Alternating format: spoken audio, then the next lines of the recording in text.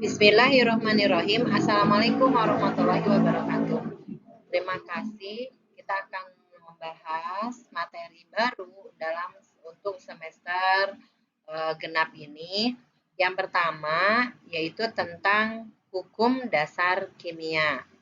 Ini khusus untuk kelas 10. Hukum dasar kimia dilandasi oleh beberapa ilmuwan kimia. Yang pertama yaitu Antoine Laurent Lavoisier. Dia mengangkat satu hukum tentang kekekalan massa. Yang kedua, Joseph Louis Proust. Dia mengangkat tentang hukum perbandingan tetap. Kemudian ada John Dalton. John Dalton yang pernah kita bahas dalam teori struktur atom ya, teori atom, model atom yang sama. Ini dia, John Dalton itu juga. Beliau mengangkat satu hukum tentang perbandingan berganda. Kemudian ada juga yaitu Guy Lussac. Dia mengangkat satu hukum yaitu hukum perbandingan volume. Baiklah, kita akan membahas satu persatu tentang hukum kekekalan massa. Hukum kekekalan massa ini dicetuskan oleh Antoine Laurent Lavoisier. Maka disebut juga sebagai hukum Lavoisier. Antoine Laurent Lavoisier hidup pada tahun 1743 sampai 1794.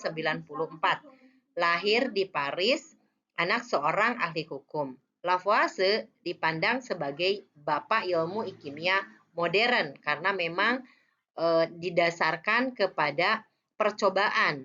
Jadi dimulai dengan melepaskan atau mencetuskan suatu hukum dengan dasar percobaan. Nah, ini adalah satu ilmu kimia yang dikatakan sudah modern. Hukum kekekalan massa berisi massa zat-zat sebelum dan sesudah reaksi adalah tetap. Ibu pernah membahas tentang reaksi-reaksi kimia yang terjadi. Nah, Lavoisier mengangkat bahwa massa sebelum direaksikan dengan massa setelah direaksikan selalu sama.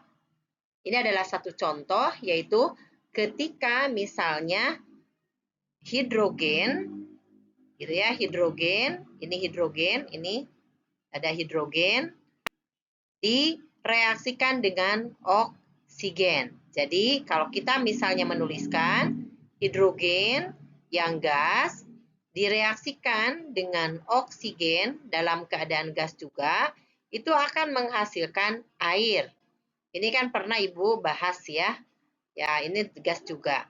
Nah, jika hidrogen yang diberikan atau yang dipakai itu adalah 4 gram, kemudian oksigennya 32 gram, maka air yang dihasilkan adalah 36, yang merupakan 4 per tambahan 4 dengan 32. Artinya, sebelum reaksi 36 gram dan setelah reaksi pun akan membentuk 36 gram. Yang kedua yang akan Ibu bahas adalah tentang hukum perbandingan tetap yang berasal dari Joseph Proust. Ini adalah Joseph Proust. Pada tahun 1799, Joseph Proust menemukan hukum perbandingan tetap. Ia adalah seorang ahli kimia Prancis yang mencoba menggabungkan hidrogen dan oksigen untuk membentuk air. Salah satu hasil eksperimen Proust adalah, kita perhatikan di sini, massa hidrogen yang direaksikan dalam gram. Pertama, ini ada 1, kemudian massa oksigen yang direaksikan 8.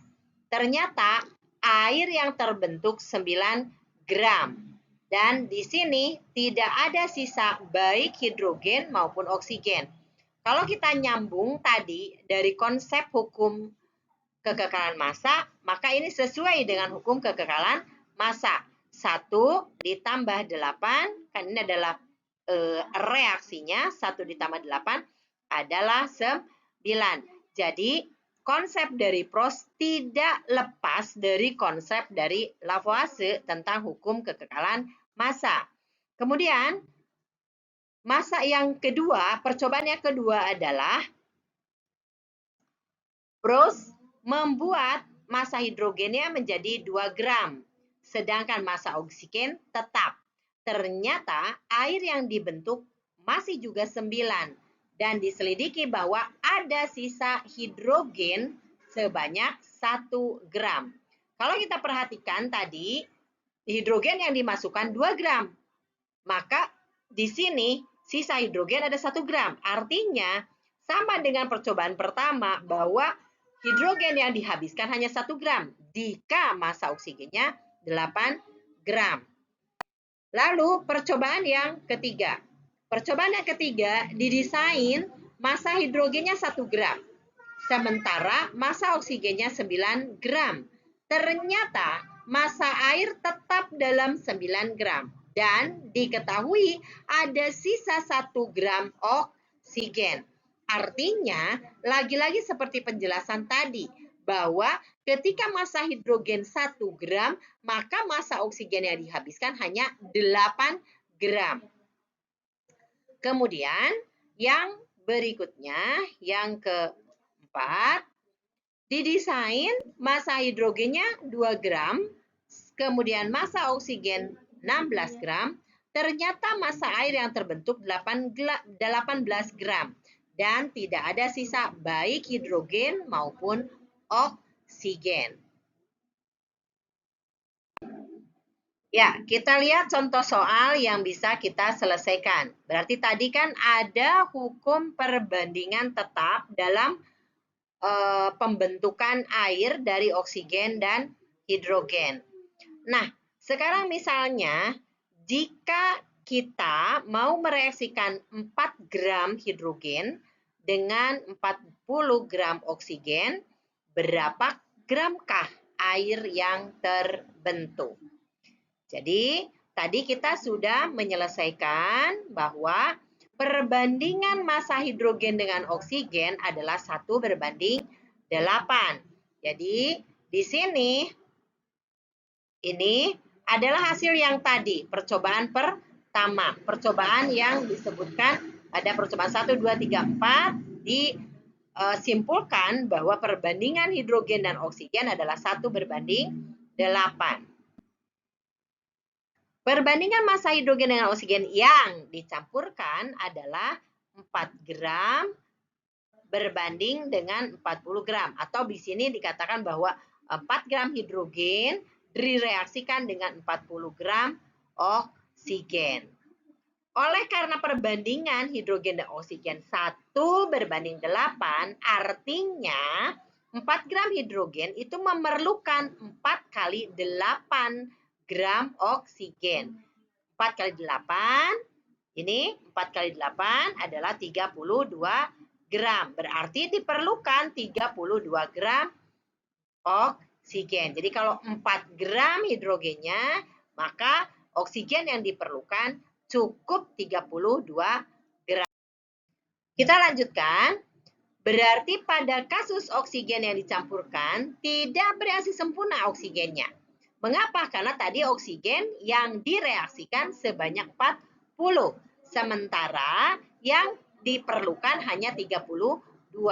Maka kita bisa menentukan berapa sisa oksigen yang dilakukan pada saat reaksi antara 4 gram hidrogen dengan 40 gram oksigen. Maka kita menemukan sisanya oksigen adalah 8 gram. Massa air yang terbentuk sekarang. Berapa massa air yang terbentuk? Tentu saja massa air yang terbentuk adalah 4 gram hidrogen dijumlahkan dengan 32 gram oksigen. Hasilnya adalah 36 gram. Yang berikutnya, yang ketiga adalah tentang hukum perbandingan berganda dari Dalton atau yang dikatakan hukum Dalton. Inilah adalah Dalton.